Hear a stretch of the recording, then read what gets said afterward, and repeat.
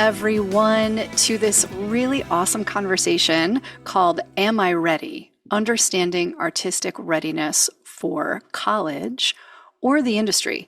And when we talk about college and the industry in our world, we are talking about music, college for music, music industry, music careers, music aspirations. This conversation really is the brainchild of Dr. Christine Gangelhoff, who is here with us today. She also asked us to include our colleague and friend, Dr. Alaina Johnson. So very quickly, some introductions here before everyone introduces themselves.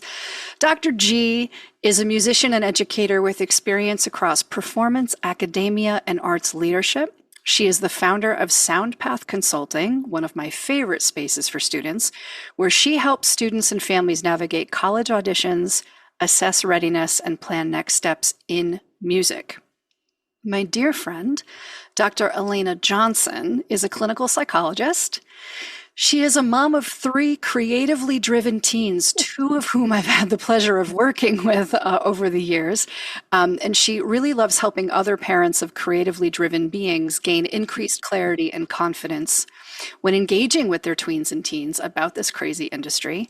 She is the author of one of my favorite books in this field of all time. Alaina, it is a triumph. I always say it and I mean it.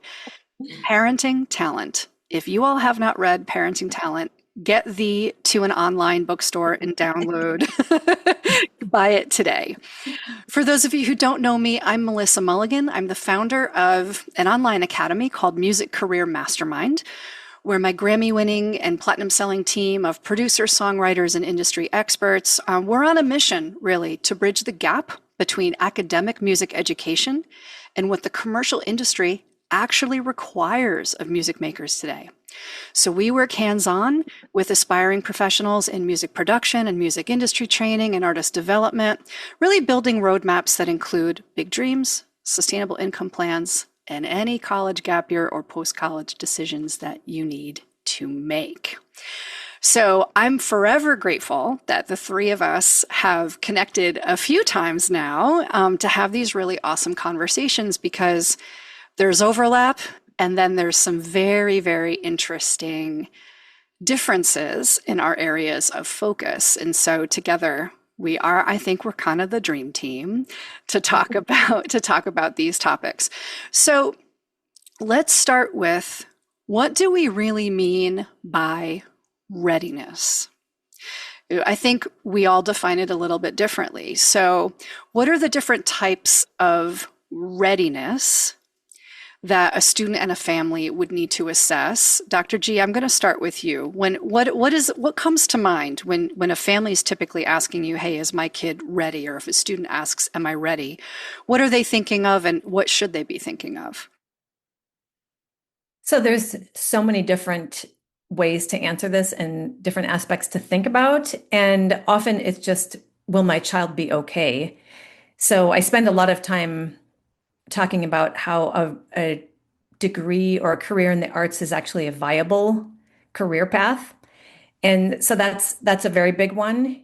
And then also artistically ready, academically ready, emotionally ready, all of those different types of things. And I usually start with any student I work with an artistic assessment. And in that, I try to gauge their level of their skill level, so their artistic level, but also their level of engagement overall, and then their self-awareness. And so you kind of need all of those things to be ready, in my opinion. So there are students that are incredibly talented, but they have no self-awareness, or they're not engaged in ways that are really serving them. And so it's sort of looking at all those different angles. That's how I interpret it. And are you thinking about, like, am I ready to apply to a high-end college program? Am I ready to consider pursuing this in general? Kind of, how do you tease that out when you're working with a student? Yeah, I like to overshoot just the college. So instead of fixating on a college, because it's just like students applying to the Ivies, or they become obsessed with the name brands, and to go beyond that of what are their career interests? What do they really want to do? And then sort of reverse engineer from that because the name brand school may not be the best fit for what they want to do. And so that's normally the process that I like to take to tease that out of them. Yeah, I think we're alike in that way for sure, which we've talked about. Where, I work squarely in the recording industry, or with those who want to be in the recording industry, right? So often what will happen, what I will see is a parent or a student will come to me and they will say, gee, my kid really wants a career as a singer-songwriter or a music producer or a film composer, but I'm realizing now they're not ready because they don't read music. And all of these programs are requiring them to have a high level of music theory and to read music and to do sight reading, etc. And then I have to say, well, actually, for what your kid wants to do, majoring in music is probably not the right fit. It's probably not the right Hmm. fit, which kind of leads us into the next, topic on our list today.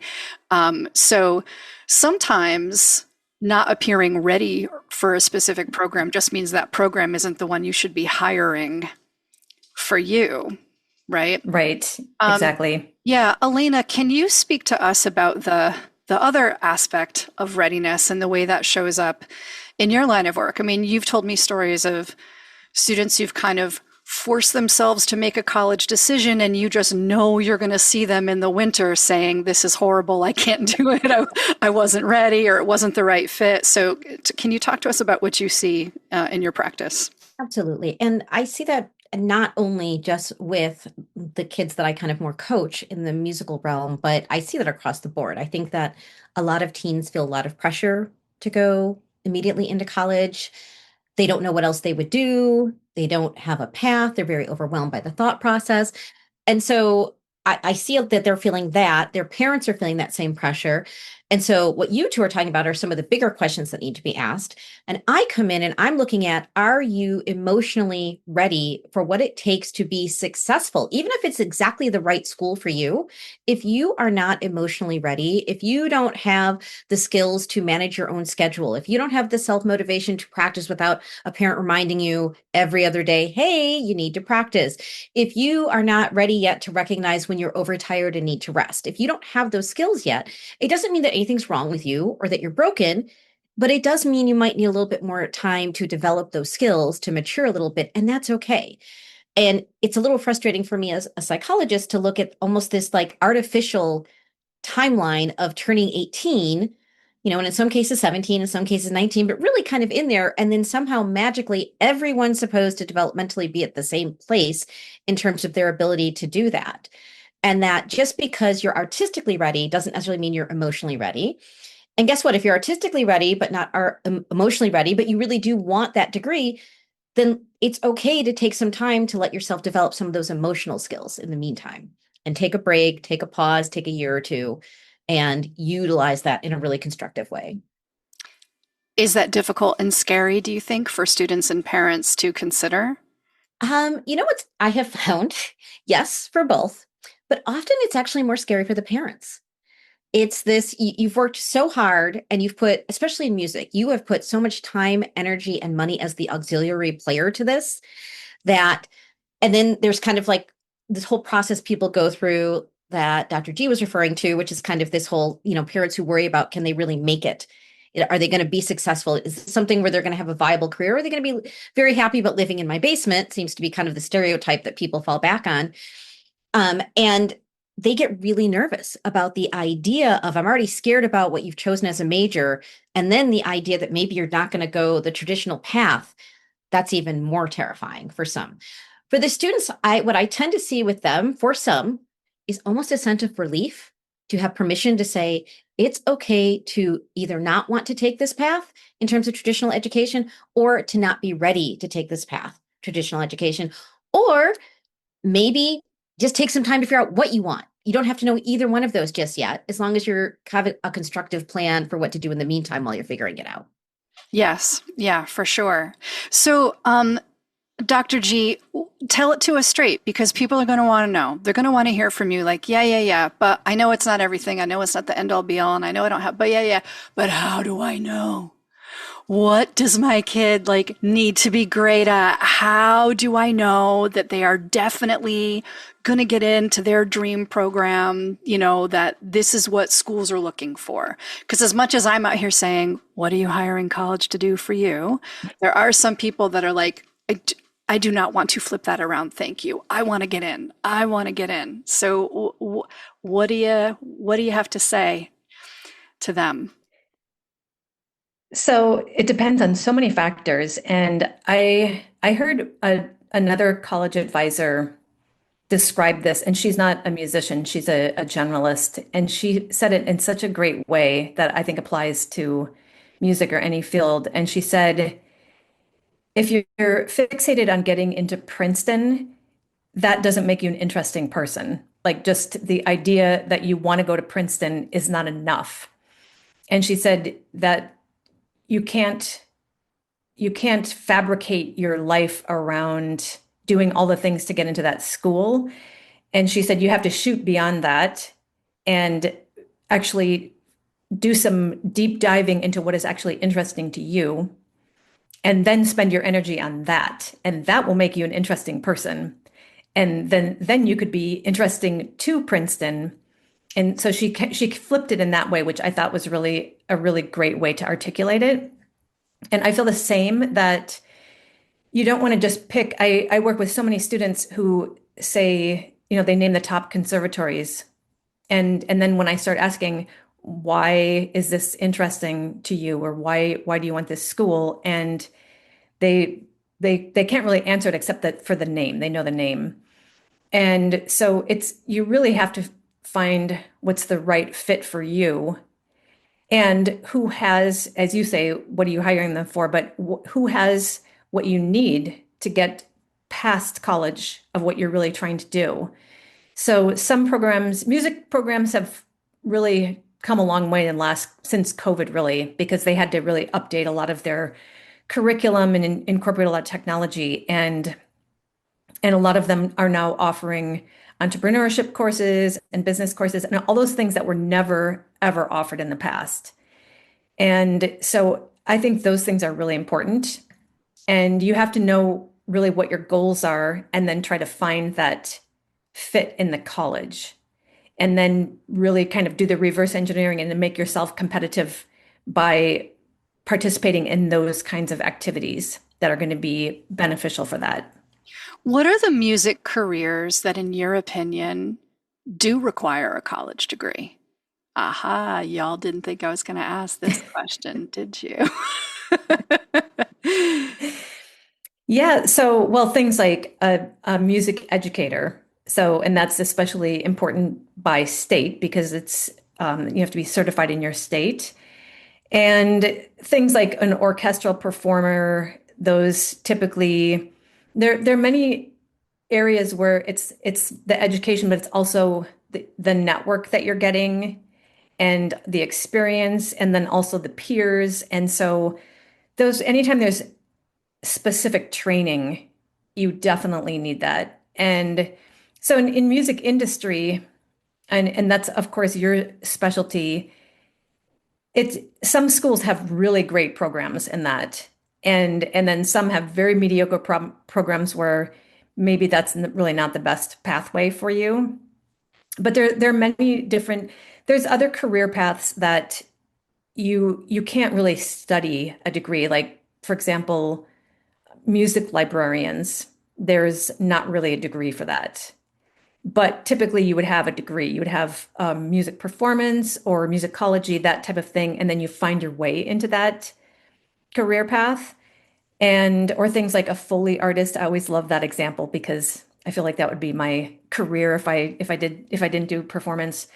That's not something you really get a degree for, but a degree can help. But then it's also your industry connections and just being, finding that pathway. And that's true. It's not a linear route.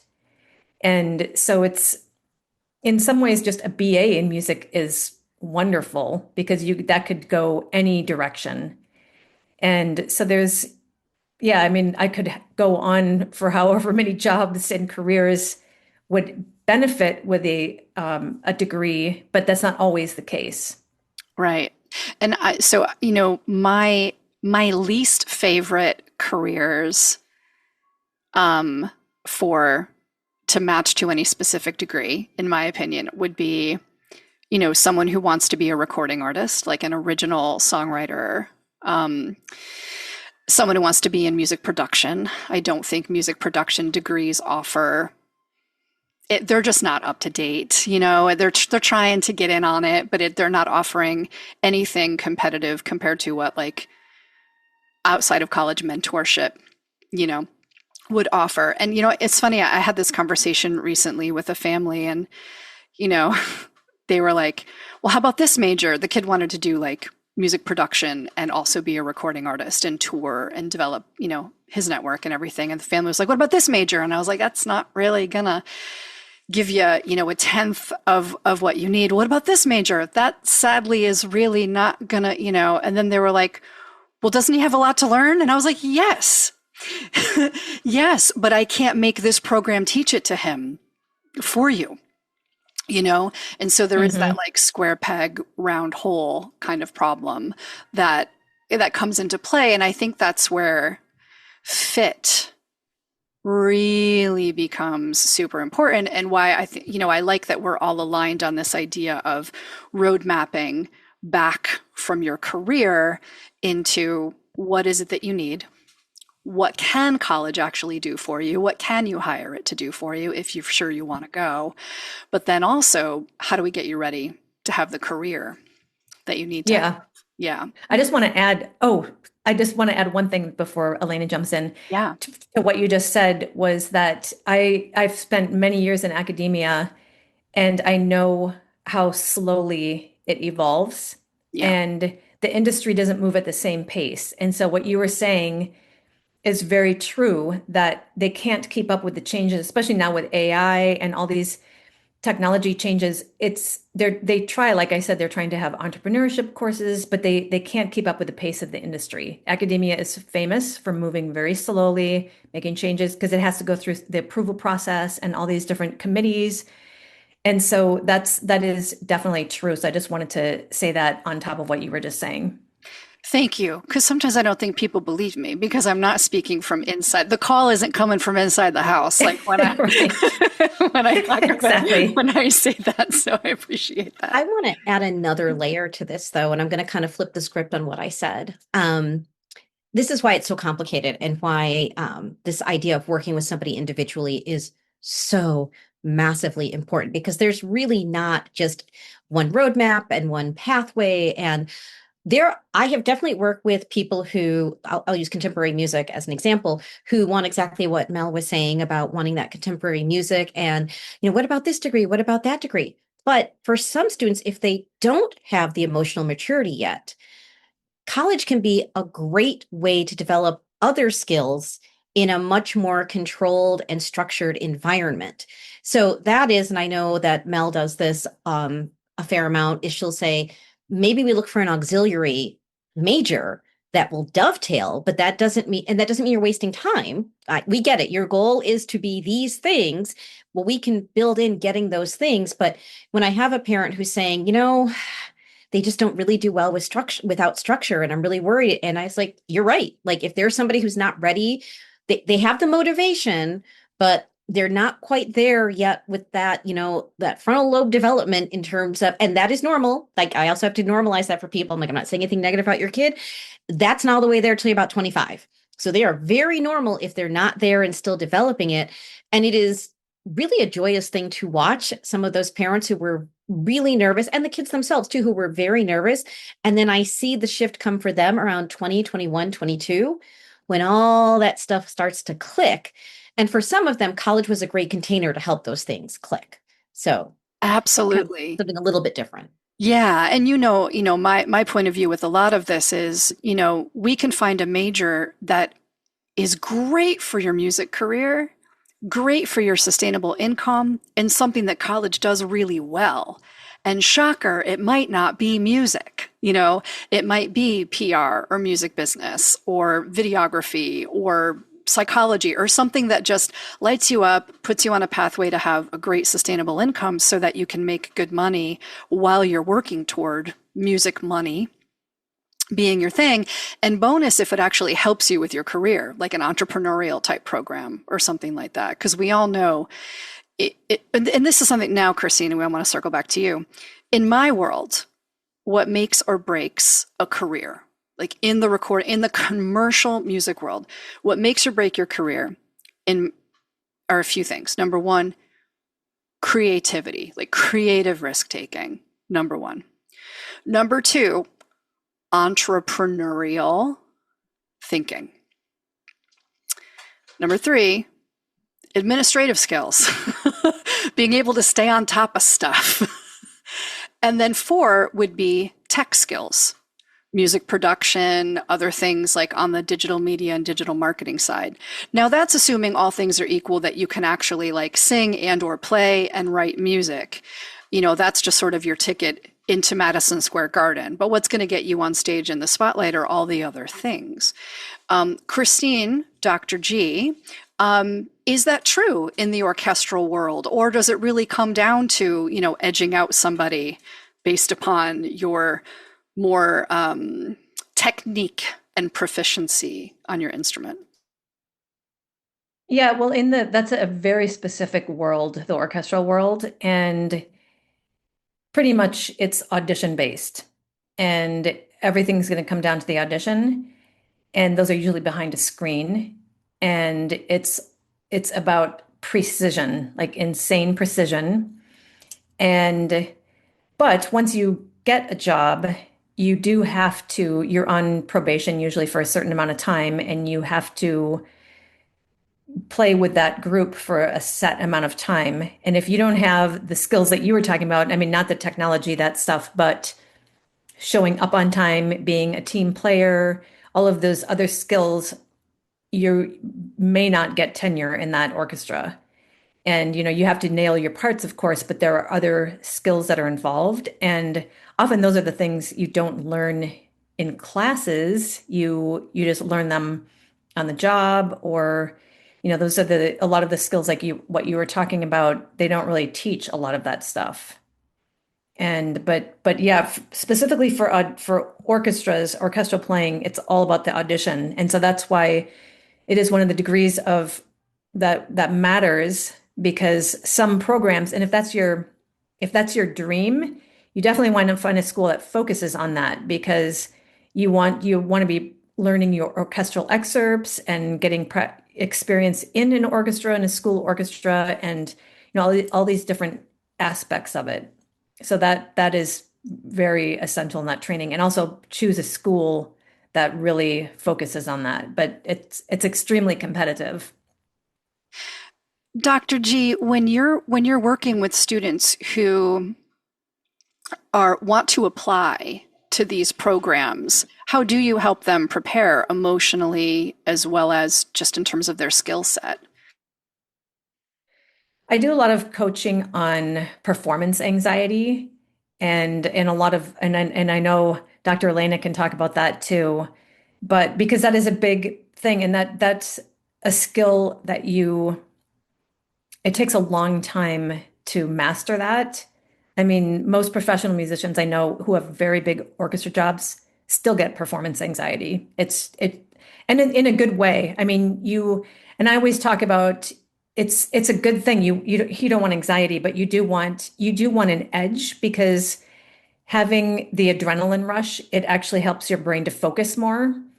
And you don't want to be basically, I always love to give an example of when I've subbed in many orchestras, and the time that I'm most likely to make a mistake, and this is not just me, it's kind of typical, is when the music is easy, because you kind of let your guard down and you get a little bit lazy and you don't think about it. But when it's super challenging, you're super focused and you can't think of anything else. And students need to know how to harness that energy in a positive way instead of feeling the symptoms and feeling like that is going to make them fail when it's actually something that can help them. Yeah. Yeah. Often talk, whether it's an audition or a performance, about how, anticipate that your nervous system is going to be dysregulated, and then Yeah. how are you going to operate when that happens, as opposed to, oh no, I hope I don't get nervous. I hope I don't get anxious. And Exactly. Yeah. I reframe it for people a lot of times to talk to them about that, in terms of what happens physiologically, fear and excitement are experienced the same way. So sometimes even just being able to kind of change that to I'm so anxious and kind of, oh, I'm excited. This matters to me in a positive way can really help with that. But that takes time to learn how to flip that into I'm excited, I care. This is something that really makes me energized as opposed to I can't stop shaking. What do we do with students who really, really love music, but are afraid to pursue it because they don't want to get judged in an audition process and be made to feel like they're not great at something that they love, or they just don't see a way through the industry where they can actually make any money? This comes up for me quite a bit. Parents will reach out and say, yeah, my kid seems to be giving up on it because they don't want to be a starving artist living in my basement, so how do you handle that, Alaina, with students and parents who come to you with that concern? It's tricky because it's helping there is an answer, and that's helping them learn how to shift their focus around what that means and how they're going to get there, and what that's going to look like, and that it doesn't have to be the pathway where you're auditioning all the time. Now, that can be different in some of Christine's world in terms of some pathways. But even there, I feel like students don't always sit down and recognize that, you don't just have to be an orchestral performer. And there's not a lot of conversation around there's so many different things you can do that they're just not aware of that could be potential opportunities for them.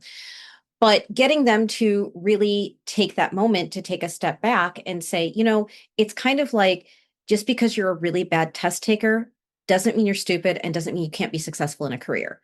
You weren't a good test taker in high school. Okay, we'll figure out ways to work around that. We'll figure out different pathways that can avoid that. And when I put it that way for some of them, they can go, oh, okay, yeah, you're right. Like I get A's here, but when I go to test, it looks like I would, I'm like, yeah, we can work with that. So helping them to look at, let's not get locked into this one way. I think what can be hard, especially if you're in a traditional education system, is they have to default to kind of the middle of the road average. They can't sit there. We're even having a hard time talking about it in this little narrowed field because there's so many different aspects to it. So students don't realize how to think outside the box. And parents are going, I barely even understand what the box is. I certainly can't think outside of it. So I need help. And Yeah. but there is help out there. And when you can normalize that, yeah, there are other ways to do this. And let's start thinking in these really creative ways. I think that is one of the things that helps to shift some of that mentality. Yeah, yeah, you're so right. And I think, there's two different beliefs, right? That or assumptions that people might be operating under. One is like the belief in self, right? Do I believe that I have what it takes? However they're defining that for themselves, whatever assumptions they're making, whether it's a fixed mindset about talent or whether it's about, do I have the gumption, to go after this? Do I have the resilience to handle the uncertainty? There's that, right? But then there's the belief in the journey. It's, do I believe this is even a safe road to be on, or a road that I will enjoy, or a road that actually isn't filled with, dangerous potholes along the way? So yeah, I love that. I love that. Well, and there's people who Yeah. love the dangerous potholes. So it's hard when you're watching the daredevil friend who Yeah, loves that, right. I love the swerving and for somebody who's like, no, I want to know exactly how to get there, what that looks like. And I think that's probably something all three of us struggle with, is that sometimes people come to us and they want a very, no, this is what I want. And please just tell me how to get there. It's okay if there's three different ways, but please tell me the steps on all three different ways. And it can be very frustrating for them when we say, that's not really how it works. Sure. Yeah. Yeah, for sure. Yeah, I Christine, agree. yeah, your thoughts? Yeah, I was just going to echo a lot of what Alaina said. And it's definitely, like I said before, it's not a linear path. And students really just know what they know. They know what they've been exposed to. And usually, and I do a lot of presentations with music groups and music organizations about career pathways and careers in the 21st century and the creative economy, et cetera. And I've asked music educators what are the top careers that your students would say if you ask them about a career in music, and they all say teacher or performer. And those are the two things students usually know about. And so some say, I don't want to teach, so I'll perform. And then some are like, I'm not that comfortable performing. I think I'll teach. And but there's so many other directions to go. And so I do a lot of career exploration with students of just showing them, did you know this is a job? Did you know there's a job that's called a forensic musicologist? And it's it's a really, like, you need a lot of training for that, but they only know what they're exposed to. And now with, again, with AI and the fast pace that things are changing, the there will be careers that don't exist by the time they graduate. And so it's really best to just keep an open mind and to be exploratory.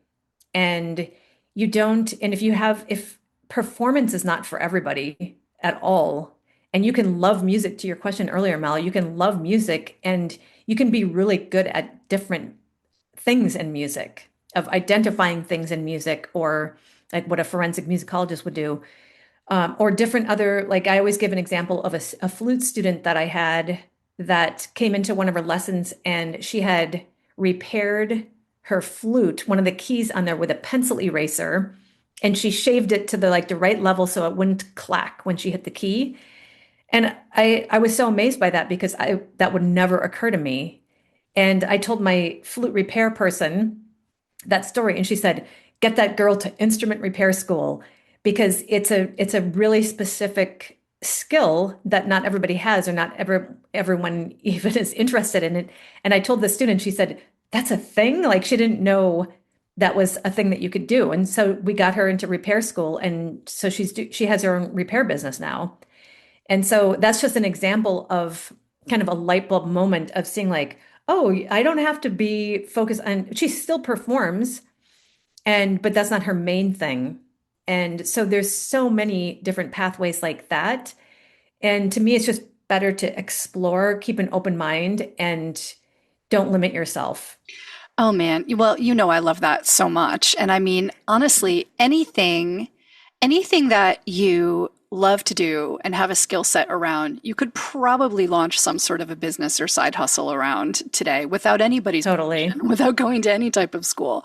Like in our music career mastermind programs, my students are designing and outlining all sorts of different business plans. We had one artist launch a clothing line and sold out like his first 3 drops. It was like upcycled stuff that he was buying at thrift stores and then redesigning and branding. And, that's how he was funding stuff that he was doing for his music career. And so, it is hard to think outside the box if you don't even understand what the box is or what it looks like.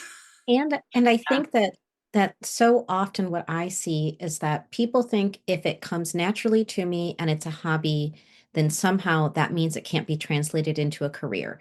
They somehow equate the concept of career with must be challenging and painful to a certain degree. And someone needs to accept me and give me permission to do it. Yes. Yes. Yes. And so when you can kind of say, hey, you seem to love this part of it, this one aspect, this offshoot, this unexpected little gift thing they can do, and you could shift that into I like to talk about auxiliary careers.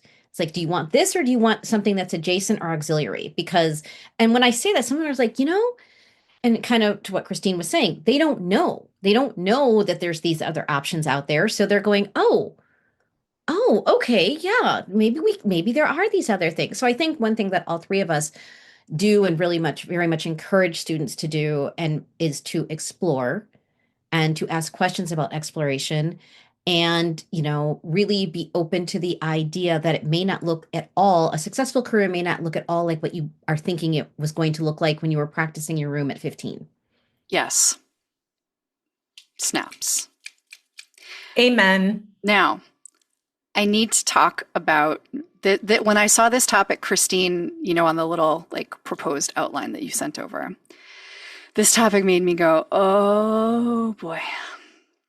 Stay off the soapbox, Melissa. Stay off the soapbox. Stay off the soapbox. Okay, let's talk about feedback.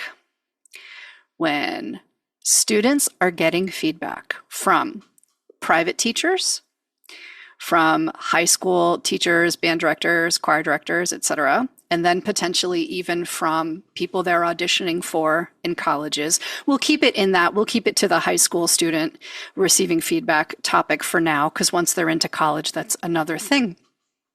Not unlike it, but this is a huge issue for me in my world. So I will just be very transparent about this. I would say 99.99999 times out of 100, when a student tells me feedback they've received, I want to light my hair on fire and run out of the room. And I don't know if maybe that's just me. I know that I'm a bit of a unicorn in this space and that I focus very, very specifically on, the original outlier, creative weirdos in the world. But maybe I should just leave it there. The feedback that students receive is often so off base compared to where I think that the feedback should be directed, that I now have decided that I just hate feedback in general. If it's not coaching, if it's not actionable coaching designed to help someone figure out how to get better, and if it's not given in context of why, like where this person is coming from, I think it can do more damage than good a lot of the time. Okay, I'm going to shut up now. Dr. G. Yeah, no, I appreciate that. I think it's really interesting because if I have a lot to say about it, but I just want to address what you were saying because I think it's really important to know the context. So for example, if I were coaching somebody, so flute's my main instrument, and if I were coaching a flutist, it would be very different if they wanted to pursue an orchestral career versus a solo career or a chamber music or contemporary music. They're all very different. And so that's one thing, because I think that's a lot of what I'm getting from you is that it's really not taken in context. But I think in regards to college auditions and to in that addressing that specifically, I often say that you can get really good feedback from your private teacher, your band director, like you said, in some cases, because that again depends on context. Because if you studied with a private teacher, they know your skill level, they know a lot about you, they know how you take feedback. They don't necessarily know what the atmosphere is in college auditions. If they've been out for years, it's a lot more competitive than when they were in school. And so what they may say, because I've had students say, oh, my teacher says I'll be, this school's going to be easy for me to get in. And I'll say, I'm not a dream crusher, but I'm not, we have to create a balanced list here. And it was a lot different when your teacher was in school. And so that's one thing you have to really be aware of. But I think private teachers are often really good at coaching students on their repertoire for their auditions, but not necessarily for helping them find the right fit because they don't know they know the student in a really, really narrow way, just as this performer, but they don't know the other like what that student values that would be a good fit for them in other ways. And the same goes for band directors, orchestra directors. They're going to know the student in this context. And it can be really valuable, but you just have to kind of take it with a grain of salt, is what I always tell parents, and kind of have an idea of that teacher's background. And then trial lessons you mentioned, I do encourage students to do this in many cases with prospective teachers, prospective faculty at universities. And one of the other reasons it's really important is because in auditions, that's something that is you will be asked to change something in your playing often.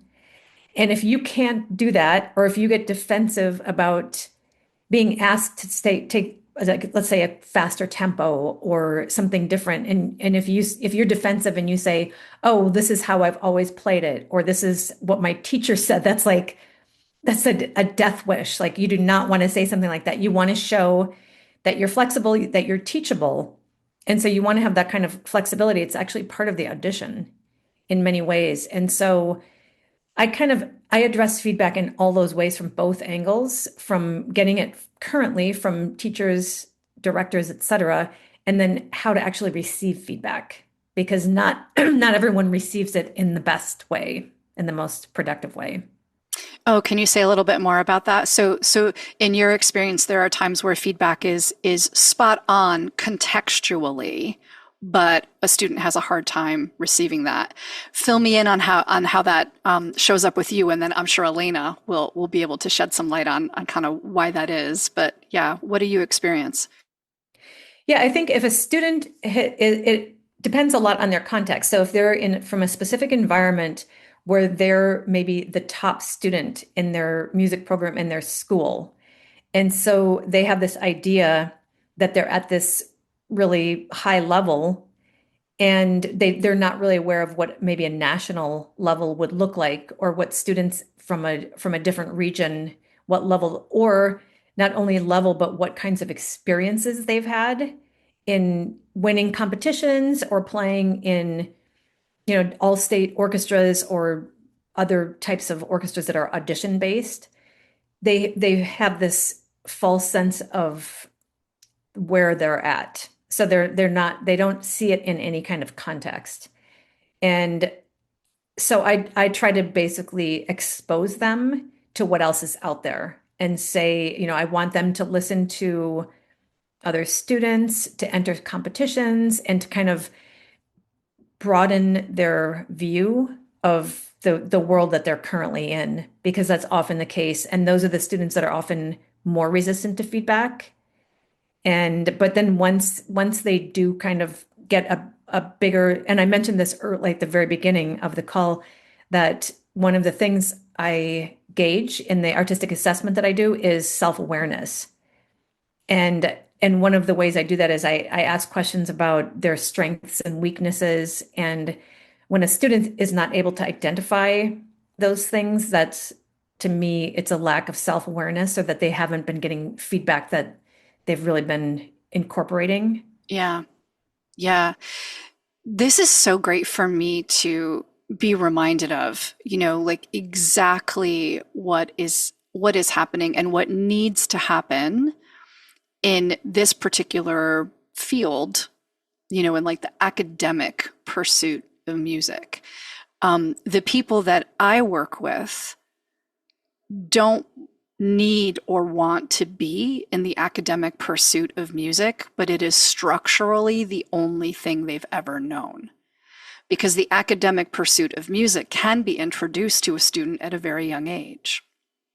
It's pretty much either the academic pursuit of music or maybe School of Rock, or maybe musical theater, right? That's it. And so I have to spend so much time deprogramming students from feeling like they are not good enough, they are not ready, they shouldn't pursue this, or parents who are afraid, like my kid can't compete at this level on guitar or on bass or drums or vocals or what have you. And I have to just deprogram all of that and say, your playing is very proficient and I don't care. Like Yeah, that it's is not different at all. standards. Yeah. Yeah. Yeah. The standards are so completely different. It's like, are you curious? Are you, doing something new? Are you exploratory? Are you writing things? Do you have a point of view? I'm going to Yeah. flip a Yeah. little bit about what Mel's saying. I think that it is, so I also have a lot of feelings about this, Yeah. as you can Sure. imagine. Yeah. I really try to work with students to become critical thinkers about feedback. And that's an aspect of kind of what both of you were saying. But Yeah. teaching them to stop and say things like, who is giving me this feedback? Yeah. Why are they giving me this feedback? Sometimes they're getting feedback simply because my parents pay a lot of money for these lessons, and my parents expect some feedback about what I'm doing. And that's why you're getting feedback. And sometimes they just feel like they've got to say something. And so starting to be critical thinkers about who's teaching me, what are they teaching me, Yeah. why might they be giving me that feedback? What is feedback? Is this feedback coming from someone who has achieved the goals that I want to achieve? Because that is very different too, as well.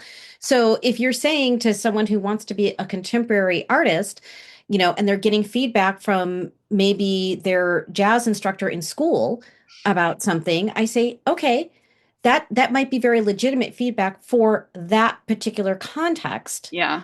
But is that important? Is that person doing the job that you want to do? Because that's their perspective.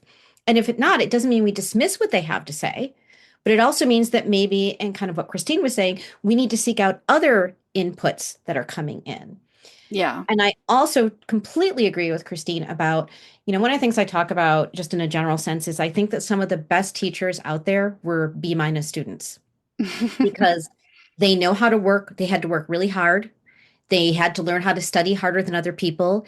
They had to learn how to not always win. They had to learn how to get some negative feedback. They learned all these auxiliary skills that make them phenomenal teachers because teaching to the A student is a lot easier than how do you help that C student really grasp the material and become better and think about it differently. Yeah. So I think that that's also part of this whole feedback world that we're in, that everybody expects a certain amount of feedback, but is the feedback really getting at what we need it to get at? Yeah. And those A students who've always gotten A's, to your point, where they might be in, a container where they have no idea. I see it a lot with top students. They were A students in school, so they pushed really hard to get into that top institution, and now they're flailing.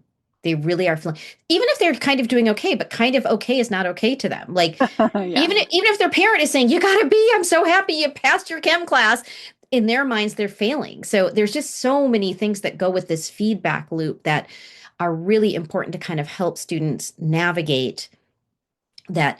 Feedback can be very helpful and constructive, and feedback can be destructive and not very helpful, and become a critical thinker about what you're getting and be comfortable with seeking out feedback that's going to be helpful for you to achieve what it is you want to achieve. Yes. Yeah, absolutely.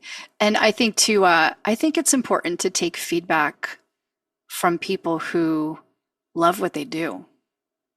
I think that's really, really crucial, because you can take feedback from somebody who teaches or gigs or whatever, but if they're like, I hate this industry, it chewed me up and spit me out, like that's not, they're going to give you feedback that's like more self-protective and defensive as opposed to exploratory.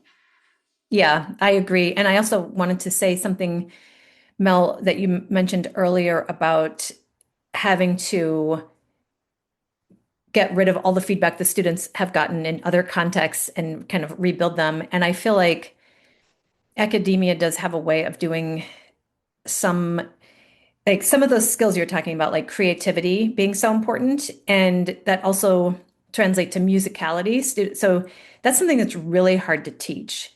And some people just have that naturally. It's really, really hard to teach. But the skills, like the playing scales and all of that kind of stuff, you can teach that stuff. And so you can get caught up on that stuff much easier than you can get caught up on becoming musical or these things that don't come naturally. And so I feel like those are a lot of the people that you're probably working with because they would get that feedback that you need to learn your F sharp harmonic minor scale and this kind of thing, but that doesn't matter for what this person wants to do if they're Right. super creative. And so Right. I feel like there is a disconnect there. Yeah, well, we can grade what is objectively measurable in a fairly fair way. Right. It's hard to grade creativity. It's hard to grade creativity. I had someone on my team at one point who kind of came from a more classical music education, and she was not involved in like the coaching aspect of things. She was more working behind the scenes with me, but she would review the applications that I receive for my music career mastermind programs from, producers, recording artists, singers, musicians, etc. And it's so funny because, she'd send me an application. She would review it just to make sure it was complete, and like reach out if, oh, you forgot to attach a YouTube video or whatever. So there were times where she would send me one and be like, I'm in love with this person. This is going to make your day, and I'd watch it and be like, she has a lovely voice, but I don't think she's like written anything and she's singing it exactly like the original artist. And I think I need more. I just need more. It's never a no. I'm never like, F that kid. You know what I mean? Like I'm always, but I'm often like, maybe she doesn't yet realize what this is and that we really are giving her permission to like do something different. And then there'd be other times, my coworker would be like, yeah, I don't know what you're going to think about this guy. I don't know, but the application's complete. And then I'd listen to it and it would be some really weird genre blendy, like distorted track with hip hop over it and some weird lo-fi graphics. And I would be like, this is very cool and very innovative, and she'd be like, but is it good? Like, who's to say? It's new, it's interesting. Is there an audience for it? Like, let's dive in, let's figure it out. And over time, she just started to realize, like, oh, we're never going to be on the same wavelength when it comes to these applications. But I love it. Yeah, but it was really interesting, right? To have someone Mm-hmm. else like watching them and just us being on opposite ends of, what are we really looking for here? Yeah, super And interesting. those intangibles, I think those intangibles are just so hard to, one, if you're struggling with one of them, it's hard because nobody can tell you how to get there. How do you teach someone to become more musical? Some of it's going to be exposure and time, but that's a frustrating answer. Well, all I do is listen to music. All I do is play music. All I do. So that can be kind of one of those things that's frustrating. And it's hard because your default often is when you're thinking of college to go to what is comfortable. And what's comfortable is what I know, which is going to be the scales. And I was told I was supposed to sound exactly like that artist, so I did it exactly like that artist. And that may not be the best match for a school or next steps for someone in terms of what do you need to round out the picture for the goals that you're really trying to set for yourself. And chances are high school is really great with the tangibles. A lot of times it is the intangibles. And I think that's what can be so frustrating for both the student and the parents is because they want a clear answer. And sometimes the answer isn't super clear Right. about what is it that we need and what's making somebody have this insane reaction. Because if you had said to a parent like, well, what I want your kid to do is walk off and do this genre bending, melding of these different things, they'd be like, wait, what? I don't understand. Yeah. Well, and that's why I do what I do, right?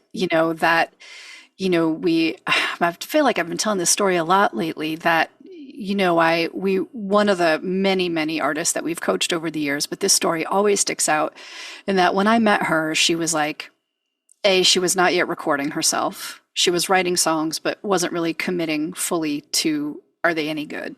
That sort of thing. And one of the things we do is we spend a long time, we have a whole 12 to 15 prompts, creative prompts that we have our artists do to help organically unearth their artist identity, which is always evolving. It's not something you just define once and move on from, but it's a process. We teach the process of uncovering that and being creative within it. And when we met her, she said, well, I don't really know. Like, I don't want to be in a box. I don't want to be in a genre. I like jazz. I like country. I like alternative rock. I like all of these things. Well, we put her through a bunch of prompts, exploratory prompts of listening and making playlists and fooling around in Logic Pro and, designing her musical ideas. And by the end, she was able to say, I write and record my own music. And what does it sound like? Well, imagine if Miranda Lambert wrote lyrics for Ella Fitzgerald to sing, but the Foo Fighters were the backing band. Ta-da!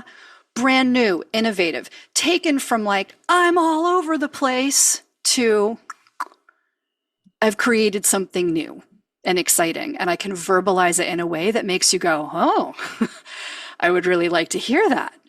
And this was someone who was 17 years old. Her artist identity continues to change and evolve, out in the field now. But yeah, that's not something that I don't think we could even ask college to do. That's not that's really not their job, right? No, that's such a great story. And I just have to chime in about how much I love the process. And I love how you emphasize that so much in the work that you do, because I feel like if students often are not aware of the process, they just want to get to the end goal, whatever that is.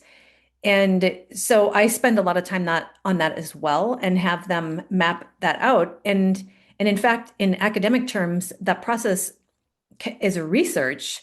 And a lot of it can be artistic research of listening to recordings and recording yourself and listening to yourself and just being a part of that process, being aware of it and enjoying it. And if you don't enjoy the process, that's probably a pretty good indicator. Maybe you should look for something else, because it's super important. So Yes. I really do like how you emphasize that a lot.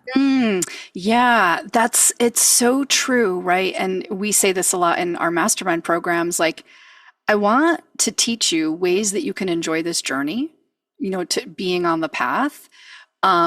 Because we need to find that, or this is not going to work.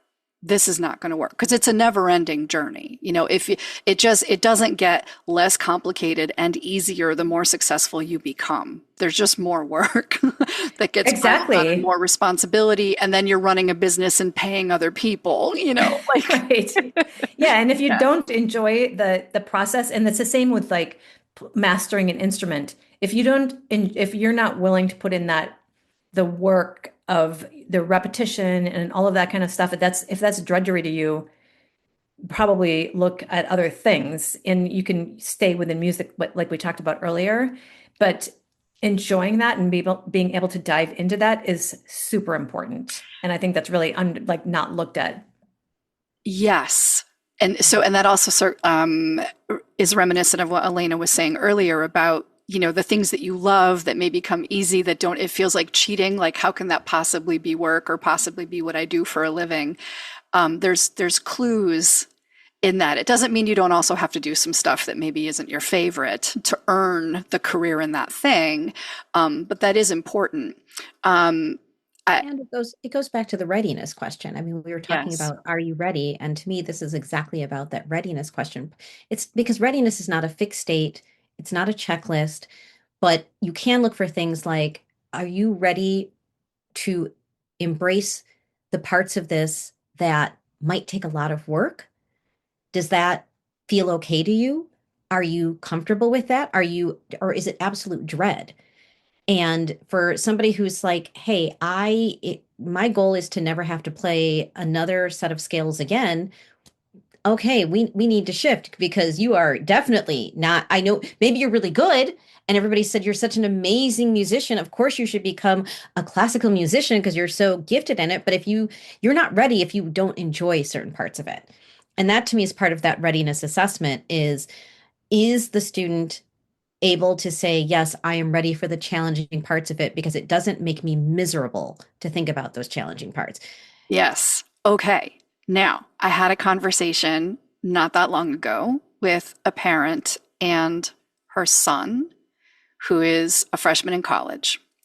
And she was concerned because he is on the, let's say, introverted side of the personality of the loudness scale. He's way more introverted.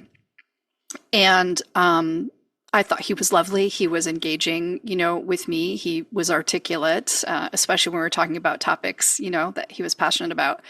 But again, 18, newly in college, and she was saying, I'm trying to tell him he needs to get out there. He needs to put himself out there. He needs to, push for what he wants and, really go after it. And I thought of you, Alaina, because we've talked about this before.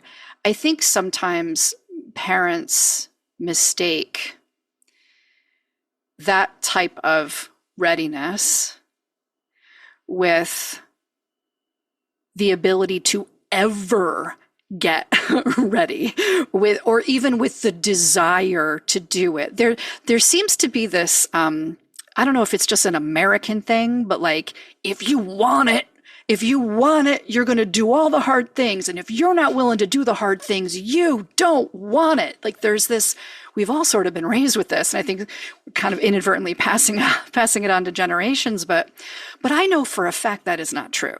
I know for a fact that just because you haven't yet moved beyond the sponge phase of your life where you're learning new things and processing, just because you haven't shifted yet into, I'm ready to pitch myself now, doesn't mean that you don't want this.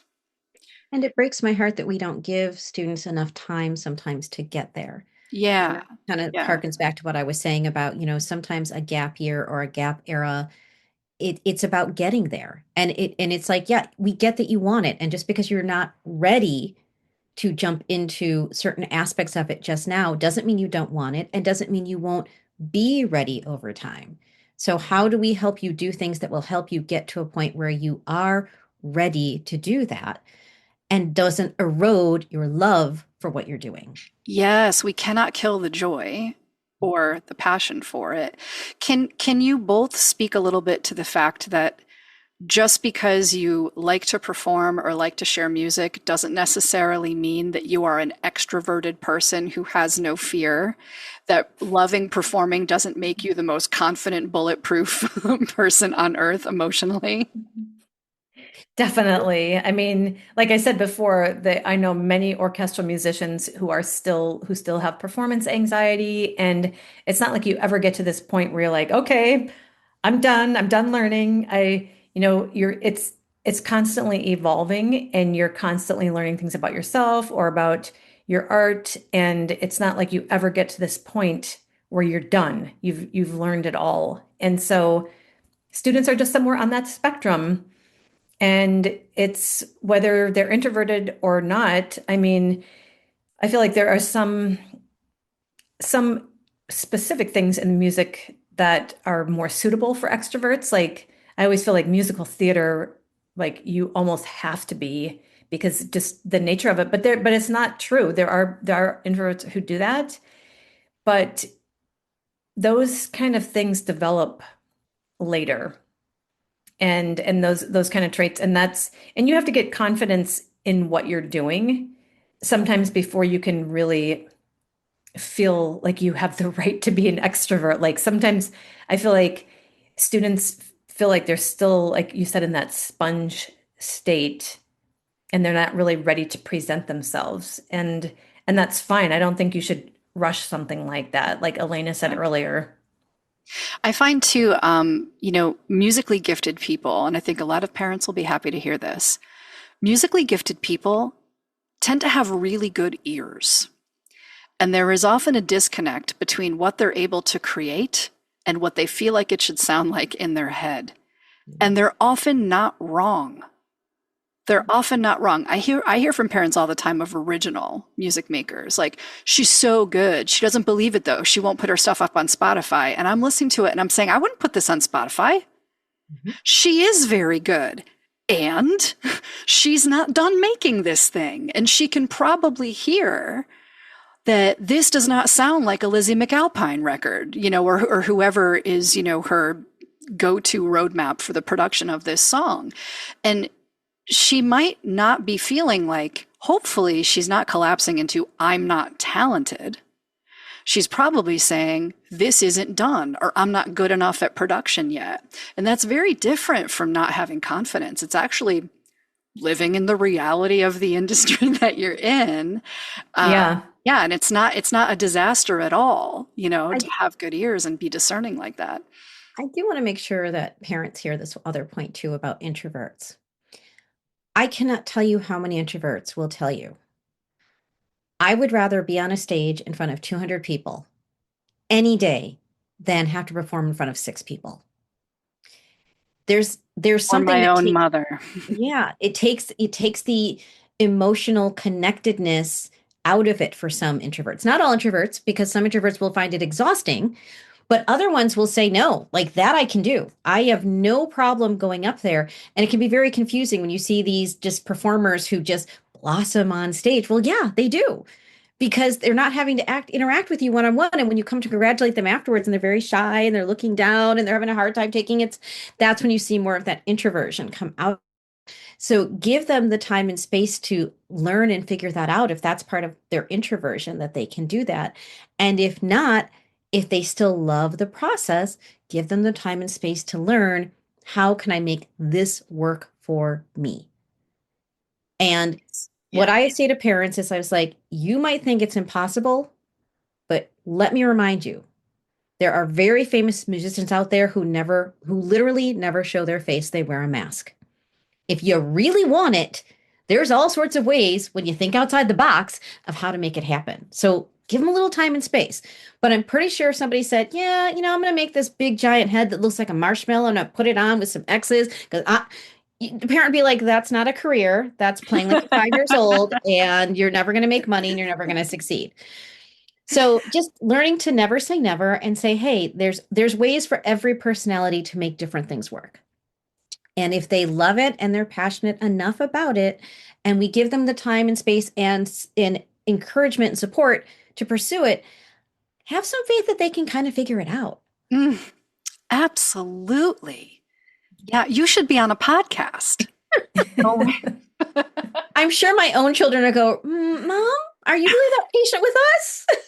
Right. And I get it. I get it. As a parent, it's scary to watch. And I do have to constantly remind myself, even though I do this, like, you know, it's okay. It's okay. You're still very young. You still have time. Let's figure it out and find your path. And your path could change on a dime, and that's okay too.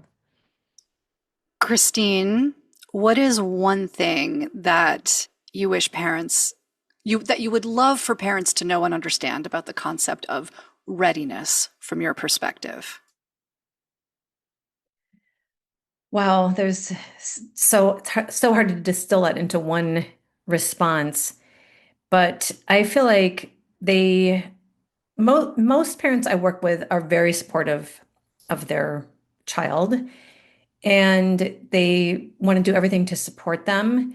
But like we've talked about earlier, they just are unsure of the process, and especially if they don't come from creative backgrounds themselves, there's a lot of fear involved. And so to mostly trust the process and to trust their child that they're going to be able to figure it out. And many of these students are such high achievers in so many ways, and you can transfer those skills to so many different things within music and outside of music, and to just let them do their thing and continue to support them, but to not let the fear overtake the process. I love that. And Dr. Alaina, what would you like to make sure parents know about readiness? A little bit of what I said earlier. Readiness is not a fixed state. It's not, it's always changing and it's dynamic. And I want to see, are you more ready than not ready? And are the things that you're ready in skills that can help you carry in some of the areas that maybe you're not quite ready in? And if you have those things where you're like, okay, I'm not ready over here, and that feels like this big thing, but I have all these other skills, kind of what Christine was saying. Okay, you're already very high achieving, you're very driven, you're very good at meeting deadlines, all of those things. Okay, you have a lot in place that will help you in the areas that you're not ready. Yeah. And if you're not ready, it doesn't mean you will never be ready. And if you are not ready, it doesn't mean you have somehow failed, you are somehow lacking, you are somehow inadequate. Those are not the same thing. Mm, I love that Yeah, sentence. Yeah. me too. I also just wanted to add that I like to emphasize that college is not it's a platform, it's not the end point. And Yes. so just don't think of that as the destination. Yes. I One thing that I really would love for parents to, and I think it will help to understand about readiness in this field, is that more often than not, I see brilliance in students that the students don't even feel like they're showing. It more often than not, I think there's a big fear out there that like I'm going to think I'm better than I am, or the parents are like I'm so biased and I'm going to think they're better than they are. That's typically not my experience. It really isn't. Typically my experience is, whoa, you probably don't understand how much musicality or creativity or potential that you have in you. It might be good news, bad news. Bad news from me is often, okay, we're not ready to go pro because you don't have the music production skills. You haven't built up a portfolio of unreleased material yet. And there's just logistical stuff that we need to build and other skills we need to build before we pitch you. So, like, bad news, maybe not ready to pitch yourself to the world, but good news, so much better and so much more potential than you even thought you had. And so there really shouldn't be any fear or reticence to find coaches, mentors, and teachers who feel that way about your kid. Like, I just think that's so Yes, crucial. I love that. Totally agree. Yeah. Um, Dr. G, so if you're working with a student, I guess give it to us in both cases. So if you're working with a student for whom a music major or a music degree is a great fit, what are the next steps? Like, how would you recommend that someone work with you? But then also, kind of, what's your process once you do this assessment if it's not the right fit? Or they're not, or maybe it is the right fit, but this isn't the right time to go through the audition process. Sort of, what's the pivot there? Yeah, so like I said earlier, the artistic assessment is the first thing that I do with almost any student I worked with. And so with that, they upload some samples of their music, their performing or their composition or, whatever their area is. And then a questionnaire that I gauge the different areas that I mentioned earlier. And then I meet with the student, sometimes the family together, and I go through it. I generate a written report and kind of go through the whole thing, and I give my take on it. Sometimes I'll get other expertise, another opinion involved, and then basically that's the starting point of either building a college list or doing some career exploration. Like I feel like if they maybe performance isn't their strongest thing right now, maybe they can do an adjacent music career and continue to work on that. Or just make sure, like if that's really what they want to do, I'm not going to stop them, but I'll make sure that they have a balanced list of places that they could get training that they need. And then also just make sure they're aware of other careers because like I said earlier, they often just know what's been in front of them. And so I just make sure, and I also talk to them. I spend a lot of time talking about what it's really like to major in music because like you made reference to this earlier, or maybe it was Alaina that maybe you really love playing music. And so it's you think like, okay, this is what I want to do. And then I've seen this many times of a student get into a music program and they realize this is a lot of work. And I thought this was going to be fun. it kind of takes the fun out of it. And but if a student who's meant to do that, who that's the right path for them, they'll like bring it on, like bring on music theory, the ear training, all that stuff. Like it feels like really satisfying to them. And so I like to have those conversations so they know what they're facing. This is not an easy major by any stretch. So they're aware of that, the amount of work that they're going to have to do. And then just like I said, the exploration of other pathways. Yeah, and for me, I typically have I have an application process as well, and sometimes there'll be like an initial call where we talk through things. Um, what I always start with, what is your unicorn jumping over the rainbow dream? Like what's your career goal? Then we talk about maybe what would the path be like to reach your goal, you know? And I find a lot of students have a hard time with the unicorn dream question, by the way. They'll often say, "Oh, I just like to make a living doing music." And I'm like, "That's the unicorn dream? Like you're slinging pizza on the side, but you're you're playing in bars? Come on. Like what's the unicorn dream?" But once I really get a sense of, okay, I want to be, an original recording artist or something, we draw a map, literally, of, okay, first phase is making great music and your artist identity, portfolio, releasing music, building a following, and we do all of that. And in that process, we're usually identifying a ton of skills, a ton of different skills that would be very, very helpful to learn and develop over the next 4 years or so. Then we talk about, well, what could be your sustainable income plan? If we look at, you're going to learn all these skills, right? You're going to learn music production, video editing, business, administrative, arts administration, like all this stuff. What might your sustainable income come from? Because it can take a long time for original music to really be paying you a great salary, even though you're becoming more and more successful. At that point, then we can start to talk about, what do you want to get out of college? What won't you get out of college that's on this list? We have a couple different lists going at this point. What of these things can you maybe consider college for? And what on this list will you never get out of college? And at that point, it often becomes clear to students like, hey, I like to write songs. I want to get better at writing songs. But I don't know that writing songs for a grade from old people is going to turn me into a super unique artist that the world hasn't heard from yet. So maybe that's not what I hire college for. It's not that it's not on my list, right? Getting better at songwriting is still on my list, but maybe that's not what I'm hiring college for. And we can usually tease a lot of that out inside of one conversation. Traditionally, if someone's a really great fit to work with me, we're working together with my team over a 3-month period. And by the end of that, whether they're a sophomore or a junior or a senior or even in college, by the end of that, they're an expert in the industry enough where if they are looking at colleges, they could go, I could teach those classes. I don't really need to major in this. I'll do something. I'll do something else, maybe more along the lines of my sustainable income plan, et cetera.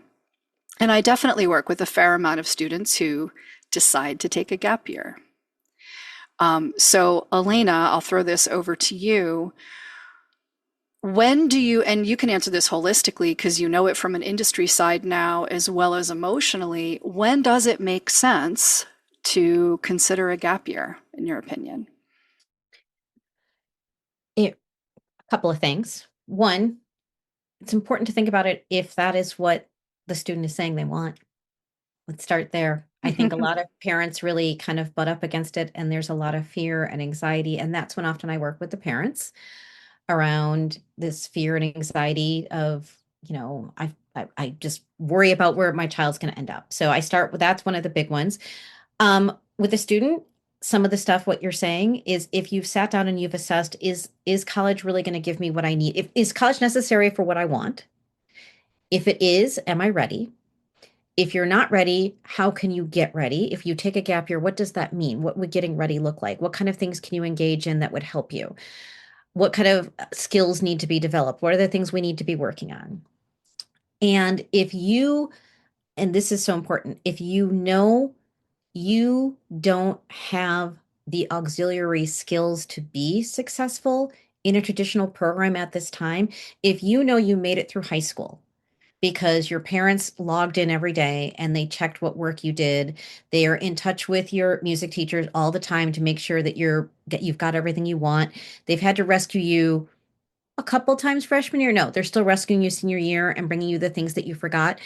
You may not be ready, and be honest with yourself about that. That doesn't mean you don't want it. It doesn't mean you won't be successful, but let's set you up to be successful when you go there.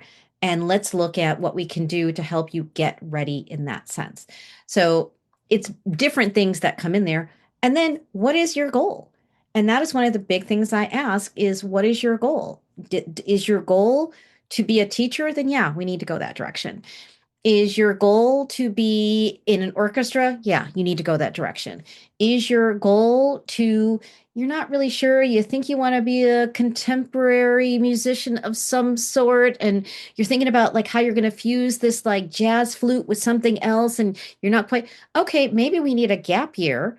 And I'm going to send you to a Dr. G, or I'm going to send you to somebody else who can really help you start to figure out what are the things that would really be beneficial for me to get there.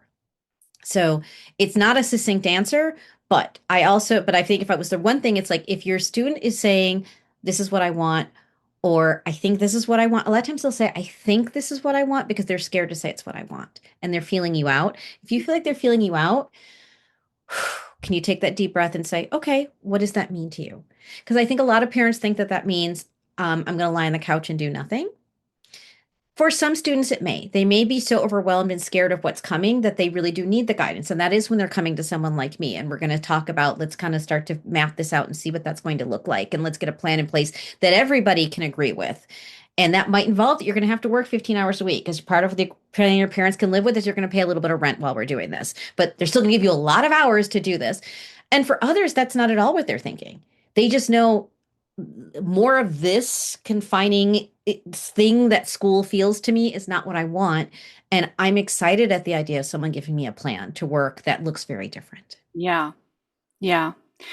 I'm often asked, and I think we'll close with this. I'm often asked by parents, what's the best way that I could support my kid, while they're going through whatever this transitional phase is. With me, it might be learning the ins and outs of the business, developing their skills. For others, it might be setting up a gap year or going through the harrowing college application and audition process. Dr. G, what's your best advice for parents on how to show up? Kind of what I said earlier, that just to be there for support and for structure and not really try to overtake the process, but to be in a support role. And then also about what Alaina was saying about the gap year, to listen to what they're saying and where they are, and to do things in an intentional way instead of an avoidance approach. So I feel like the gap year can be really beneficial in that way if there's a lot of intention and a clear plan as opposed to avoiding something else. So I feel like that's a strong case.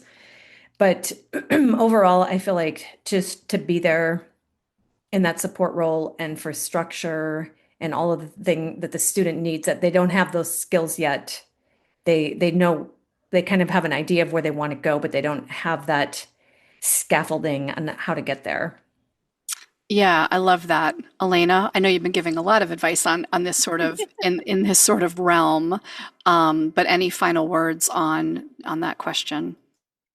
Sometimes you have to remember that the basics that worked when they were toddlers work again when they're teens and young adults. So I think one of the best ways to offer support is to ask them what they need and then give them choices. So just like you might have said, so do you want to wear the red pants or the blue pants? Not do you want to wear pants, but do you want to wear the red pants or the blue pants today? Would it help you if I were to remind you to do this? Would it help you if I did this? Would you, what do you need? But give them choices of things that you can get that you could do. Do you need me to just listen? Do you need me to help you find some resources? Do you need me to give them, because that gives them some autonomy and control of how you're plugging in and helping them. And it gives them permission to say, I do still need a little bit of help and support around this. Oh, I And love be that. okay about it. I recently told a mom asked me that, and I recently said, I think the best way to support your young adult is to ask them, how can I best support you? And and she was like, yeah, but then sometimes I'm just going to get, I don't know. And I was like, okay, fair enough. Fair enough. So Yeah. yeah, so I love that. I love kind of giving options. In my program, I work with, typically the ages are like 15 to, 22, 23 years old. And, there's as many different types of parents in the world as there are young adults. And, sometimes parents are like, it's their deal. I'm not going to be involved. They need to learn, how to be autonomous. And other times the parents are like, you need to email me and never the kid. And I'm like, well, I'm not doing that. You can be in the loop. But the first lesson that I'm going to teach your kid is to have an email account that's specifically for this. And they get notifications on their phone because it's part of the learning process. If you want to learn how to be a pro, you have to learn how to be responsive on email. But, sometimes we get really creative where we realize, hey, you know what? Your kid is, showing up to our Saturday classes. And I can tell that she's like cramming for the Saturday class, right? I can tell that she's getting things done, responding to things, because she has this built-in accountability. So why don't you guys have a meeting? Why don't you have a meeting on your calendar, like an artist development meeting about your career or about your music education, and you'll both probably, okay, if we're meeting every Wednesday night at 7, you'll both probably go, oh yeah, we were supposed to look up or do this, this, and this. It's like built-in accountability. So I think there's ways that you can make it work for your family, where it's more mutually shared responsibility. But I love the way you're both framing this, where it's like it's an agreement between two parties. It's not a who has total complete control. And so then there isn't that pull. And the agreement can Yeah. include from the parent side. And I'm going to support you at this level now. And I'm going to slowly but surely give you less and less support around these certain things. Mm. And have that conversation. Like, I'm not going to just disappear on you, but you know what? After I've helped you write a few emails a few times, next time I'm going to have you write it and send it to me, and I'm just going to look it over. And then after that, I'm going to let you just write the email. So, map out kind of if it's important to you to pull away. It should be important to you to pull away. But if you're going to pull away, include that in the whole, I can give you the support. I can very much be there for you. You don't have to do this all alone and in isolation. And when I'm going to help you to have the confidence over time to feel better about doing some of this independently, because the goal is eventually you will be 24, 25, 26 and managing this completely on your own. Love it. And that's the goal. Yes. I Love it. Yeah. Final word, Dr. G. Why was this topic top of mind for you this month? Yeah, it's just been coming up a lot that with both students and mostly parents that they have these concerns. And there've been a couple instances, and I just thought of you that like this seems like such a natural conversation with both you and Alaina that we talk about this because like we said at the beginning, we all have different perspectives, but they're really complementary. And I like to expose students and families to multiple perspectives and see how it's relevant and applicable not just to this one small thing, but it's a bigger picture that they need to be looking at. Yeah. And so that's why I thought this would be such a great conversation, which it has been. Yeah. So Well, thanks for entertaining the idea. yeah, it always is. Thank you for putting it together. How should people find you and reach out to you to get your perspective on things, get an assessment done, and work with you? So I will share in the show notes the website, which is mysoundpath.com. And my email is info@mysoundpath.com. And I'll also have a self-assessment tool that they can try just as a, like a free resource. So I'll put a link to that as well. Awesome. Dr. Alaina. Similarly, we can put these in the show notes. So my website is parentingtalent.com, just like it sounds. And there is a way to reach out to me there. And I will also include my email, which is another great way. I love email as a way to communicate because I can do it at my own time. That really helps. And I think for a lot of people, that's one of the things that they struggle with is finding the time to get the resources they need. I love that. Yeah. Well, you all can find me at mastermindroad.com. That's mastermindroad.com, like a roadmap. I'm on theme. And if for some reason, because I'm not sure exactly when I'm publishing this, but I am migrating, just pray for me. I am migrating my website to a different service over the next week or two. And you just know something is not going to go right. And it will feel like my world has ended temporarily. If for some reason you go to mastermindroad.com and it's not working, please email me. I might need to know. And my email is mel, M-E-L, at mastermindroad.com. All of these things will be in the show notes. Thank you all who are here live with me. I'm going to stop the recording now in the interest of time for the length of the podcast. But if any of you have questions, we can take those questions in just a minute. So here we go. Thank you again for listening to Chartless. My name is Melissa Mulligan. I am a vocal coach and artist development expert here in the recording industry. And I also run my favorite passion project of all, which is a music career road mapping coaching collective called Music Career Mastermind. Please reach out if you want to connect directly. You can find me at mastermindroad.com. Mastermind, ROAD, like a roadmap.com. Thanks again, and I will see you soon.